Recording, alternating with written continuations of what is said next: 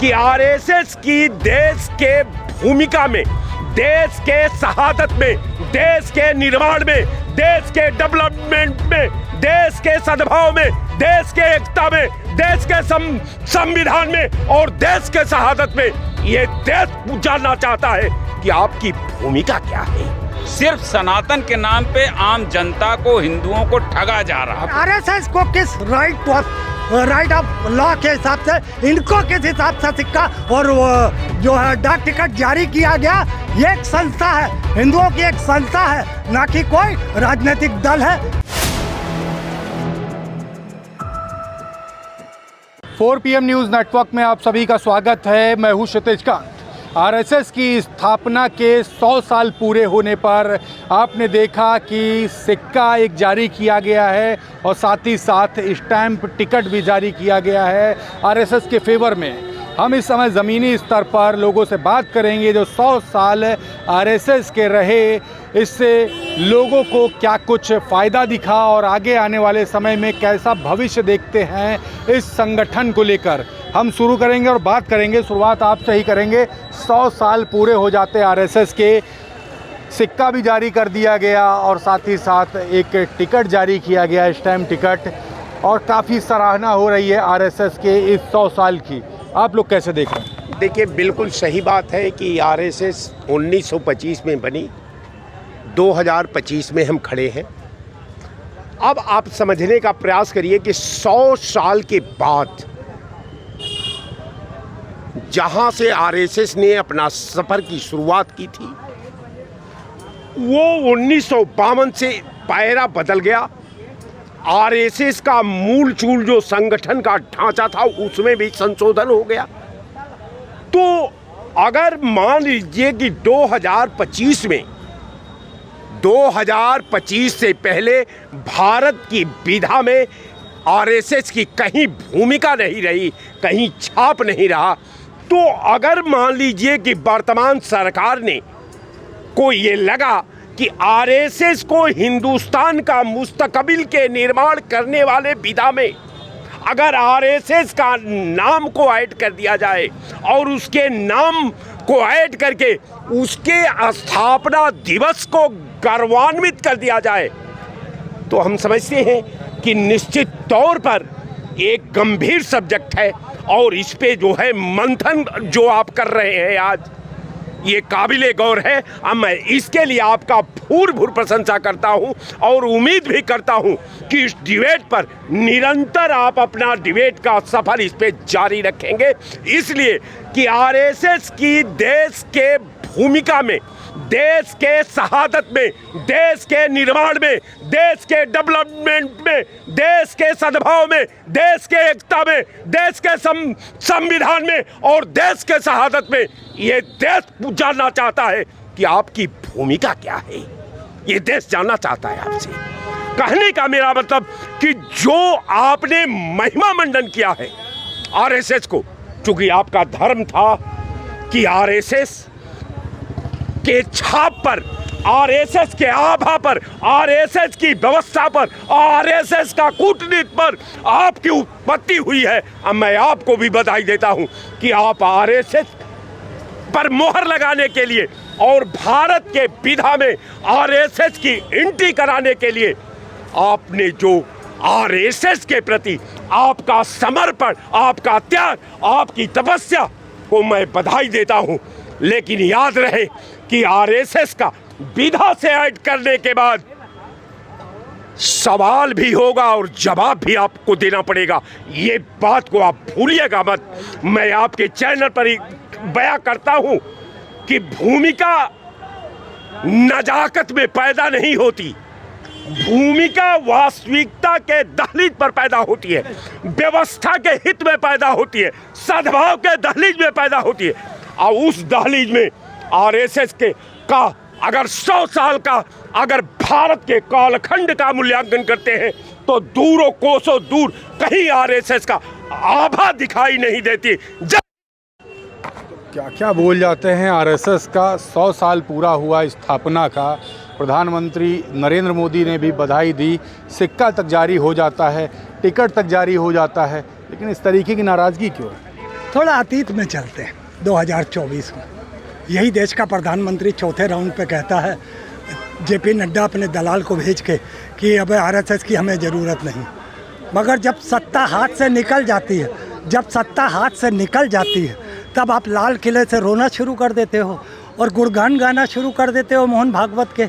और उसी के आरएसएस से भागा हुआ एक ऐसा आदमी जो कि पीटी राधाकृष्णन, जिसे आप उपराष्ट्रपति पद बनाते हो, कहीं ना कहीं अब मैं तो समझता था कि अंधभक्ति चाटुकारिता करते हैं, गोदी मीडिया ही चाटुकारिता करता है। आज देश का प्रधानमंत्री मोहन भागवत की चाटुकारिता करता है और वो शुरुआत करता है दिल्ली के लाल किले से, और फिर उपराष्ट्रपति बनाते हुए आज इतनी चाटुकारिता हो गई कि उसने संविधान का भी अपमान किया नरेंद्र मोदी ने, और तो 142 करोड़ आवाम का अपमान किया जब आरएसएस के नाम से उसने सिक्का और डाक टिकट जारी किया है। उसने देश की जनता का अपमान किया है, संविधान का अपमान किया है। तो ऐसे में आप क्या लेना चाहेंगे देश से? मुझे बताएंगे क्या आप? क्या नरेंद्र मोदी क्या बता सकता है कि आरएसएस क्या कोई दल है, कोई संगठन है? चचा संगठन है, कोई राजनीतिक दल नहीं है। राजनीतिक दल है कांग्रेस और क्षेत्रीय अलायंस है, और दूसरी भाजपा बड़ी सरकारों में अगर कहीं जाए, और संगठन है आरएसएस का।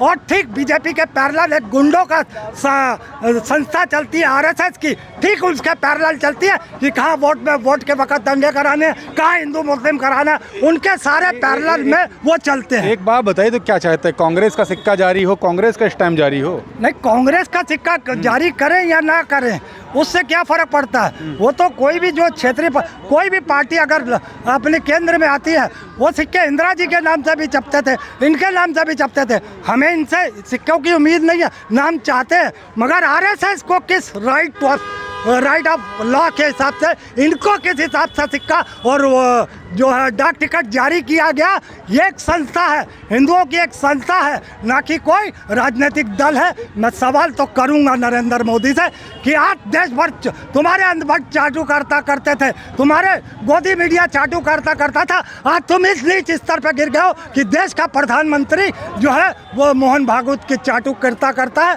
क्योंकि उसे बिहार में अपनी सत्ता जाते हुए दिखाई दे रही। सब बिहार तक पहुंच गए, कहाँ कहाँ क्या क्या बातें कर ली, आप कैसे देखते हैं ये जो कदम उठाया गया है?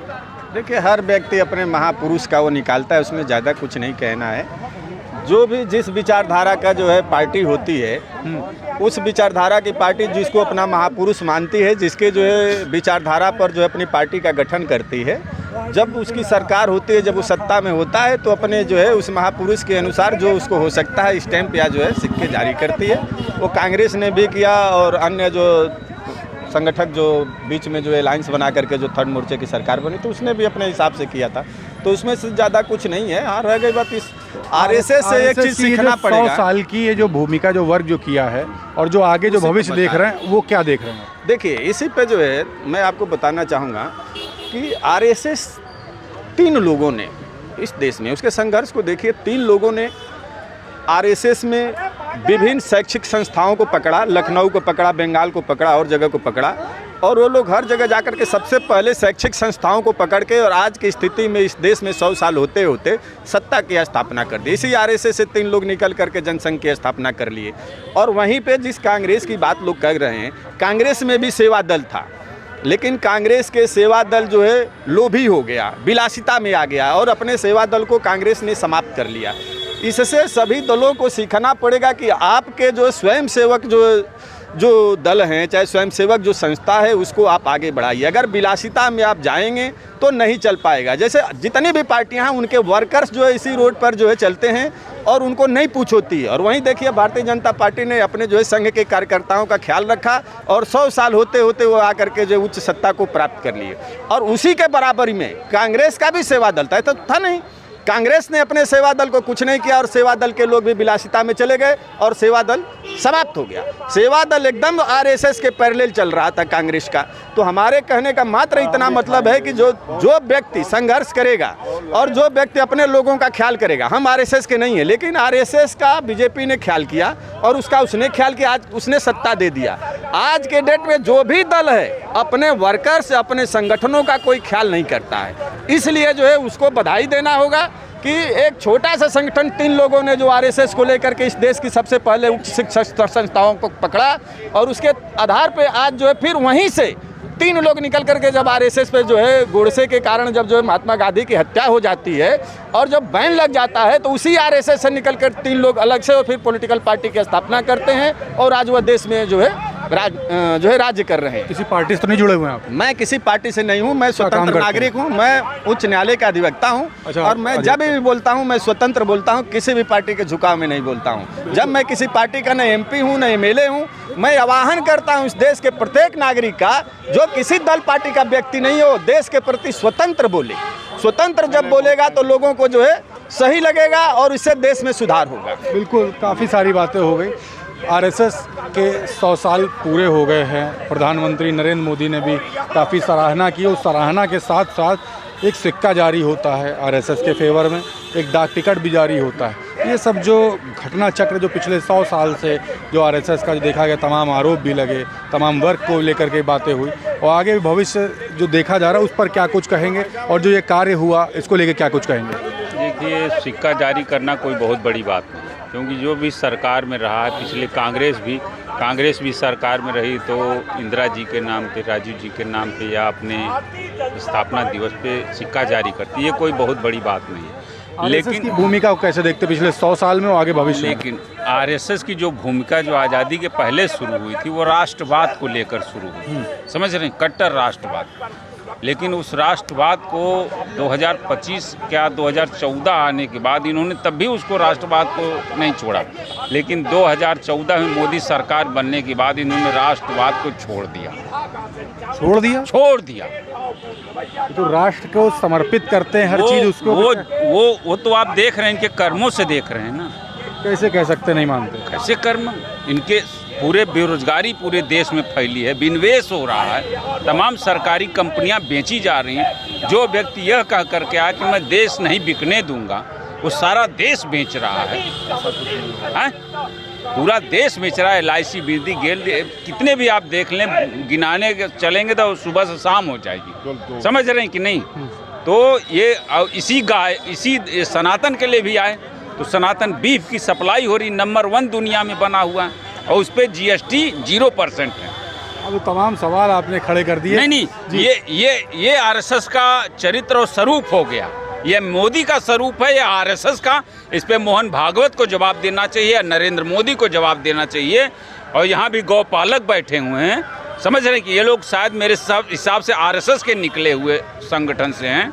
तो जो लोग सनातन के लिए आए, जो राष्ट्रवाद के लिए आए, वो राष्ट्रवाद को भी छोड़ दिए और सनातन को भी छोड़ दिए हैं। सिर्फ सनातन के नाम पे आम जनता को, हिंदुओं को ठगा जा रहा है। आपका पूरा नाम क्या हुआ है? प्रमोद पांडे। पंडित जी हैं? जी बिल्कुल। बड़े आरोप लगा रहे हैं? मैं बड़ा आरोप लगा रहा हूँ। पूरा सनातनियों की सरकार है ये। बता तो ना, भगवा ओढ़ के बैठे हैं ना एक जने यहाँ पे, और वहाँ भी वो दिन रात भोलेनाथ की पूजा करते हैं। रावण भी भोलेनाथ की पूजा करता था और वो भी सनातन के खिलाफ ही काम करता था। समझ रहे हैं कि नहीं? बड़े आरोप लगा रहे हैं। पंडित जी, आपका पूरा नाम क्या हुआ? अनिल कुमार पांडे मेरा नाम। पंडित जी, आप बताएं कितना सहमत हैं पंडित जी से? एक भी शब्द इनका सहमति के लायक नहीं है। क्यों नहीं है? आप बताइए कौन कौन से इन्होंने आरोप लगाए? मैं सबको बेरोजगारी की बात कर रहे हैं, गौ तस्करी की बात कर रहे हैं, तमाम सारी चीज़ें तस्करी हो रही है। बीफ की जहाँ तक बात है तो बीफ का तात्पर्य गौमांस से नहीं होता है। एक भी गाय नहीं कट रही है उत्तर प्रदेश में। अच्छा, आरएसएस की जो 100 साल की जो भूमिका रही, जो वर्क किया, आज 100 साल जो पूरे हुए तो प्रधानमंत्री नरेंद्र मोदी ने भी सराहना की, सिक्का तक जारी किया, स्टैम्प जो डाक टिकट था वो भी जारी किया। ये जो भूमिका जो 100 साल की रही, वो आगे भविष्य कैसे देख रहे हैं, क्या कहेंगे? संघ का उद्देश्य माँ भारती को परम वैभव तक पहुँचाना है। इसके लिए हजारों लाखों प्रचारक, करोड़ों स्वयंसेवक तन समर्पित, मन समर्पित और यह जीवन समर्पित के भाव के साथ सब संघर्ष कर रहे हैं, निरंतर कर रहे हैं, लगातार करते रहेंगे। ये तो 100 साल है, आने वाले 100 सालों में क्या भी संघ का पूरा विजन है। संघ इस देश को परम वैभव तक पहुंचाने के लिए कटिबद्ध है। संघ का एक एक प्रचारक, एक एक कार्यकर्ता, उसके लिए तन मन धन से कोई मतलब नहीं। सैकड़ों लाखों ऐसे लोग हैं जो लाखों कमाते रहे, लेकिन उन्होंने अपना उस नौकरी को त्याग करके, उस व्यवसाय को त्याग करके, सुन लीजिए, उस व्यवसाय को त्याग करके संघ के लिए समर्पित हुए। उन प्रचारकों की गौरव गाथाएं ऐसी गाथाएं हैं जो समाज अभी तक जान नहीं पाया। चलिए, यहाँ पर लोगों से हमारी बात हुई, तमाम सारी बातें हो गई। आरएसएस के फ़िलहाल 100 साल पूरे हुए हैं और इस 100 साल पूरे होने पर प्रधानमंत्री नरेंद्र मोदी ने इसकी काफ़ी सराहना की और सराहना करने के साथ साथ सिक्का जारी किया है और इस सिक्के को जारी करने के साथ साथ एक डाक टिकट भी जारी होता है। लोगों से हमने बात की, सबने अपनी अपनी राय हमारे बीच में रखी। आप लोग जो ये वीडियो देख रहे हैं, आप लोग खुद लिखते रहें आपको इस मुद्दे पर क्या कुछ कहना है, कमेंट बॉक्स में लिखें और जुड़े रहे 4 PM न्यूज़ नेटवर्क के साथ। ग्राउंड रिपोर्ट के लिए मैं हूं क्षितिज कांत, कैमरा पर्सन शुभम के साथ। धन्यवाद।